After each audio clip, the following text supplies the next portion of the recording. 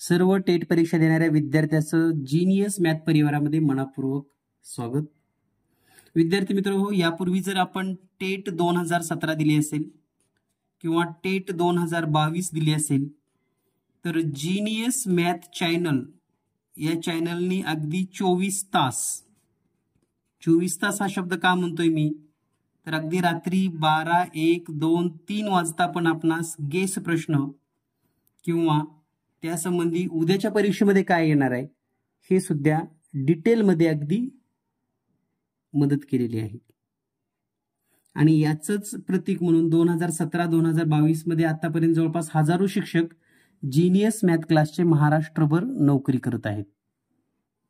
हा व्हिडिओ करण्याचा अट्टास कारण ऑलरेडी जीनियस मॅथचे टेट क्लासेस चालू आहेत, परंतु बरेचसे असे डीएड बीएड धारक आहेत त्यांना गणित आणि बुद्धिमत्तेची आणखी दिशाच लक्षात आली नाही की गणितामध्ये 30 प्रश्न कोणत्या प्रकारचे अभ्यास करायचे आणि बुद्धिमत्तेमध्ये 79 प्रश्न विचारले जाणार आहे तर ते कोण्या पद्धतीचे असू शकतात। याबद्दल बऱ्याच विद्यार्थ्यांमध्ये शिक्षकांमध्ये संभ्रम आहे, तर तो संभ्रम दूर व्हावा आणि परीक्षेपूर्वी त्यांना एक मदत व्हावी या उद्देशाने आपण व्हिडिओ सिरीज सुरू केलेली आहे। यापूर्वी आपण गणिताचा सर्व 30 मार्काचा जे काही गणिताचे प्रश्न आहेत तो व्हिडिओ चॅनलवर अपलोड केलेला आहे।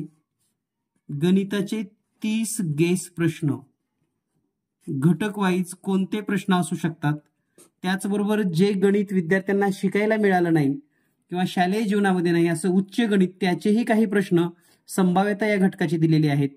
तर आज आपण स्पेशली टेट मध्ये बुद्धिमत्ता जो घटक आहे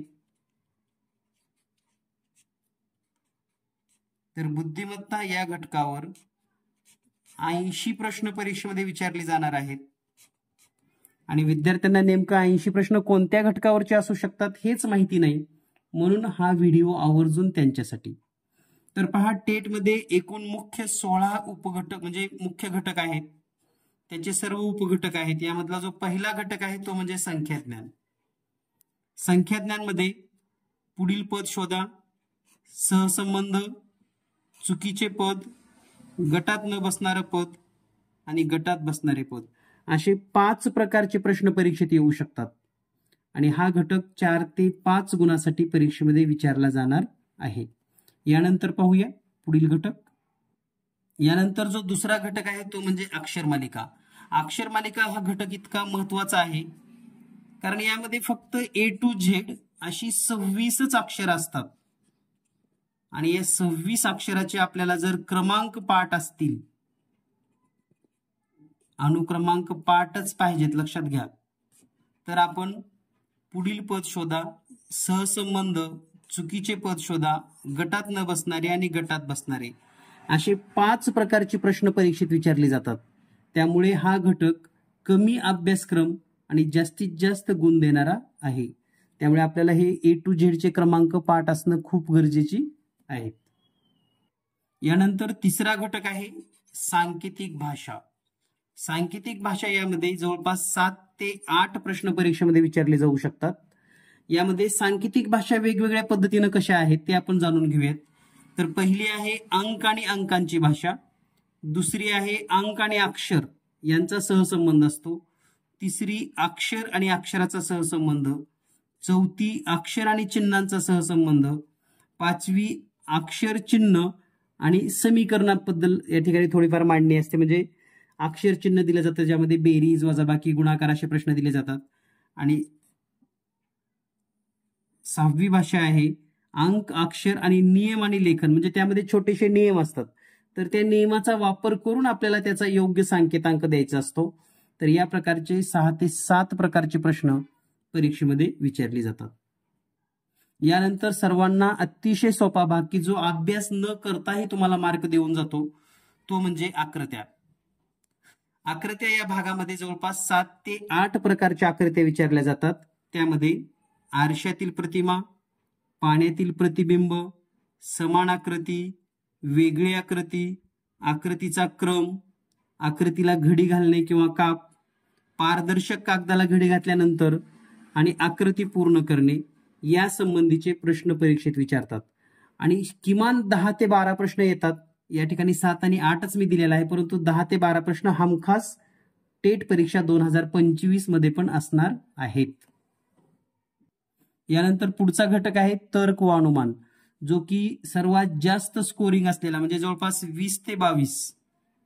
तर 20 ते 22 या ठिकाणी दिलेला आहे, पण किमान 18च्या तर खाली प्रश्न येतच नाहीत, असा हा महत्वाचा घटक आहे. यामध्ये 2 प्रकारचा तर्क व अनुमान असतो.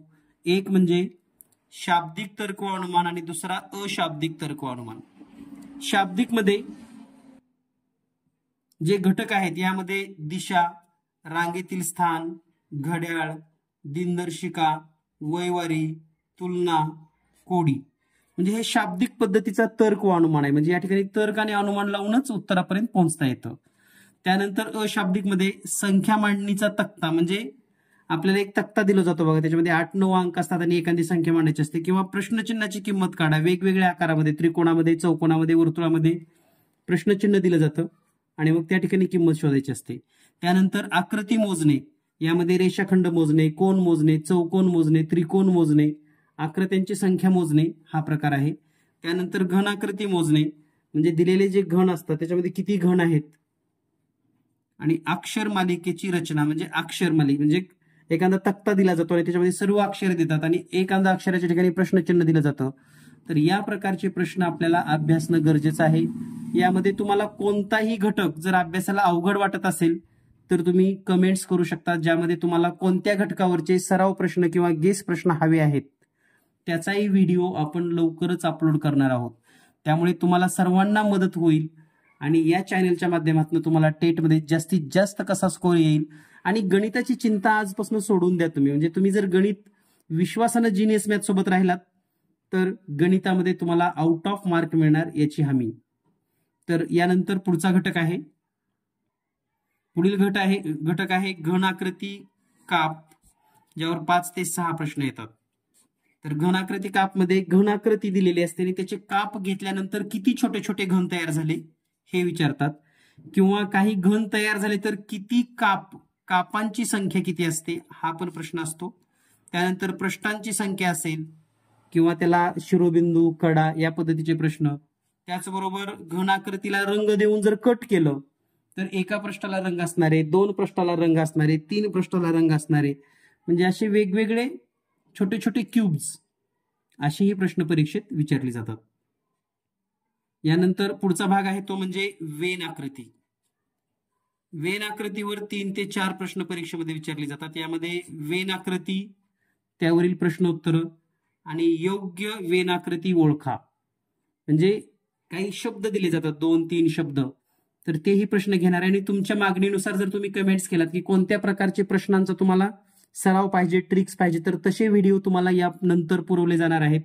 त्याचबरोबर घटक वाईज कालच आपण संभाव्यतेचा व्हिडिओ दिलेला आहे, तो पण पाहून घ्या. गणित आणि बुद्धिमत्तेचे सर्व घटक प्रकार या ठिकाणी तुम्हाला पाहायला मिळणार आहेत. आणि परीक्षेच्या काळामध्ये तर सर्वाधिक लवकरात लवकर गेस सर्व काही तुम्हाला मिळून जाईल. यानंतर पुढचा घटक आहे बैठक व्यवस्था. बैठक व्यवस्थेमध्ये 5 ते 6 प्रकारचे प्रश्न किंवा 5 ते 6 प्रश्न येऊ शकतात. मॅक्झिमम जर जास्त आले तर 7 ते 8 प्रश्न येतात. यामध्ये 2 प्रकारचे प्रश्न म्हणजे बैठक व्यवस्था असते, एक म्हणजे रेषीय बैठक व्यवस्था आणि वर्तुळाकार बैठक व्यवस्था. तर हा घटक पण अतिशय महत्वाचा आहे, पण हा खूप वेळखाऊ घटक आहे, त्यामुळे याच्या वेळ मिळाला तरच विचार करा. कारण सर्वात महत्वाचं काय आपल्याकडे, तर आपल्याकडे 200 प्रश्न सोडवायचे आणि वेळ असतो फक्त 120 मिनिट. आणि तुम्हाला म्हणजे अशा काही ट्रिक सांगणार आहे ज्यामुळे तुम्ही अगदी 200 प्रश्न सहज सोप्या पद्धतीने कव्हर करू शकाल. यानंतर पुढचा घटक, यानंतर 9वा घटक आहे नातेसंबंध. यावर 2 ते 3 प्रकारचे प्रश्न येतात, म्हणजे फोटोकडे पाहून किंवा व्यक्ती किंवा चिन्हात्मक पण नातेसंबंध असतो, चिन्ह देऊन, म्हणजे जसं की A $B, म्हणजे A हा B चा भाऊ आहे, A हा B चा मामा आहे असं दिलं जातं आणि मग तुलनात्मक खाली तुम्हाला नातेसंबंध विचारला जातो. त्यानंतर पुढचा घटक आहे इनपुट आणि आउटपुट. इनपुट आणि आउटपुट मध्ये काही चरण दिले जातात, त्यावरून इनपुट केल्यानंतर चरण दिले जातात 4 ते 5 आणि मग तसं चरण दुसऱ्या इनपुटमध्ये काय असेल असाही प्रश्न विचारला जातो. पुढचा घटक आहे विधान आणि निष्कर्ष. यावरही 3 ते 4 प्रश्न आहेत. यामध्ये 2 किंवा 3 विधानं दिली जातात, त्यावरून 1-2 निष्कर्ष दिले जातात आणि पर्यायामध्ये सांगितलं जातं की कोणता निष्कर्ष बरोबर आहे. म्हणजे एक पानाचा खरं तर हा प्रश्न असतो, एक पान. त्यामुळे हा पण वेळ खाऊ आहे. आपल्याला वाटतं की अतिशय सोपा प्रश्न आहे, पण तुमचा वेळ इतका जातो या प्रश्नामध्ये खूपच. त्यामुळे आपल्याला कमी वेळेमध्ये वाचता येणारे आणि पटकन सोडवता येणारे असे प्रश्न जास्तीत जास्त सोडवायचे. यानंतर पुढचा प्रश्न आहे माहिती विश्लेषण. माहिती विश्लेषणवर 3 ते 4 आणि हा पण जवळपास एक उताराच असतो. जवळपास उतारा वाचायचा आणि उतार्यावरून मग काही प्रश्नांची उत्तरं द्यायची, किंवा कधी कधी कथा असते, कथांचा पण क्रम लावणं गरजेचं असतं. असेही प्रश्न परीक्षेमध्ये विचारले जातात. यानंतर पुढचा आहे तुलना, इक्वेलिटी. यामध्ये 4 किंवा 5 चिन्ह ओळीने दिले जातात आणि त्याच्यामध्ये ABCDF अशी काहीतरी रचना दिली जाते आणि मग त्यावरून निष्कर्ष, एक विधान असतं आणि त्या विधानावरून निष्कर्ष पण काढायचा असतो. तर तो निष्कर्ष आपल्याला शोधायचा असतो. ठीक आहे. त्यानंतर 14वा आहे क्रमसंबंध किंवा रचना, 15वा आहे उपयोजनात्मक कोडी आणि 16वा आहे कूट प्रश्न. तर या पद्धतीनं हे सर्व प्रश्न परीक्षेमध्ये विचारले जातात. 80 प्रश्न म्हणजे गणिताचे 30 प्रश्न आणि बुद्धिमत्ता 80 प्रश्न.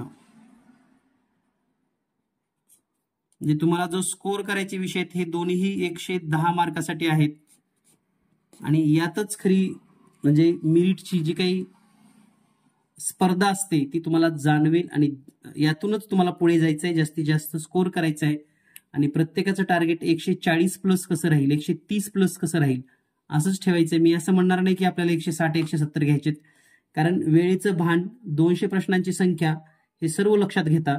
त्याचबरोबर तुम्हाला कोणत्या घटकावरचे प्रश्नांचा सराव पाहिजे किंवा कोणत्या गेस प्रश्न या ठिकाणी युट्यूबमध्ये पाहिजेत, व्हिडिओ दिले जातील. नक्की कमेंट करायला विसरू नका. धन्यवाद सर्वांना, खूप खूप शुभेच्छा. All the best.